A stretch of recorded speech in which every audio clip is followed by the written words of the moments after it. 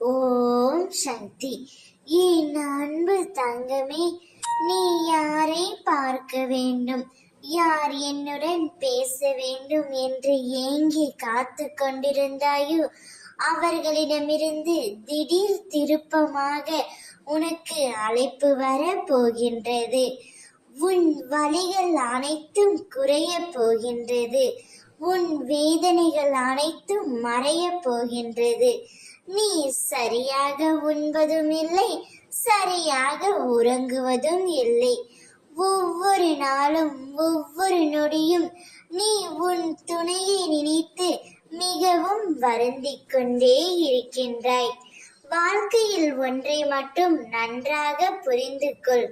தேடலை குறைத்து கொள்ள வேண்டும். அப்போதுதான் நிம்மதியாக இருக்க முடியும். எதிர்பார்ப்பை தொலைத்துவிட வேண்டும். அப்போதுதான் மகிழ்ச்சியாக இருக்க முடியும். அதிகமாக பேசுவதை நிறுத்தி கொள்ள வேண்டும். அப்போதுதான் மற்றவர்களால் நீ தேடப்படுவாய். உன் எதிர்பார்ப்புதான் உன்னை இந்த அளவிற்கு கஷ்டப்படுத்தி கொண்டிருக்கின்றது.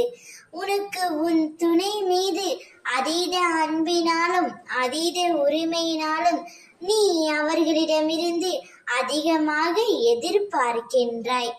ஆனால் அதை பூர்த்தி செய்ய முடியாத சூழ்நிலையால் உங்களுக்குள் சண்டை, மனக்கசப்பு ஏற்படுகின்றது. அப்படி மன வருத்தம் ஏற்பட்டதினால் தற்பொழுது பிரிந்து தவித்து வருகிறீர்கள். கவலை கொள்ளாதே. உன்னுடைய கஷ்ட காலம் அனைத்தும் முடிய போகின்றது.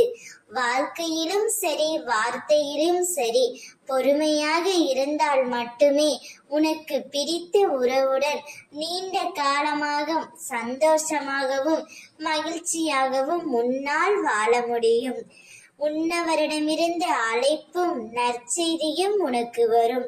அதை நீ சற்றும் எதிர்பார்க்காத நேரத்தில் உன்னை வந்து சேரும்.